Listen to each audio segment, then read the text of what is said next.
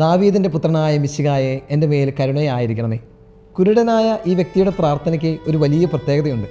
അവൻ ഈശോയെ ഇപ്പോഴും കണ്ടിട്ടില്ല. പലരും അവൻ്റെ പ്രാർത്ഥനയെ തടയുവാനായിട്ട് ശ്രമിക്കുന്നുണ്ട്, നിശബ്ദമാകാൻ അവനോട് പറയുന്നുണ്ട്.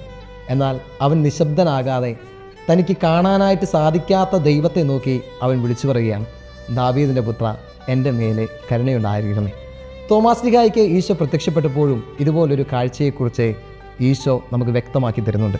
തോമാസ് ലീഹായോട് ഇപ്രകാരം ഈശോ പറയുന്നു, നീ എന്നെ കണ്ടതുകൊണ്ട് വിശ്വസിച്ചു, കാണാതെ വിശ്വസിക്കുന്നവർ ഭാഗ്യവാന്മാർ. മിശിഹായിൽ ഏറ്റവും പ്രിയപ്പെട്ടവരെ, നമ്മുടെ ജീവിതത്തിലെ യേശുവിനെ നമ്മൾ ഇനിയും നേരിട്ട് കണ്ടിട്ടില്ലായിരിക്കാം. നമ്മുടെ പ്രാർത്ഥനകൾക്ക് കേൾക്കാൻ പറ്റാത്ത വിധത്തിലെ അകലെയല്ല അവിടുന്ന്. നമ്മുടെ നിലവിളികൾ കേൾക്കാൻ പറ്റുന്ന വിധം അവിടുന്ന് നമ്മുടെ അരികിലുണ്ട്. അവിടെ നമ്മോട് ചോദിക്കുന്നുണ്ട്, കുഞ്ഞെ, ഞാൻ എന്ത് ചെയ്യണമെന്നാണ് നീ ആഗ്രഹിക്കുന്നത്? നമ്മുടെ പ്രാർത്ഥനകളെ ദൈവത്തിരുസന്നിധിയിലേക്ക് ഉയർത്താനായിട്ട് നമുക്ക് മറക്കാതിരിക്കാം. ദൈവം നമ്മളെല്ലാവരെയും സമൃദ്ധമായിട്ട് അനുഗ്രഹിക്കട്ടെ.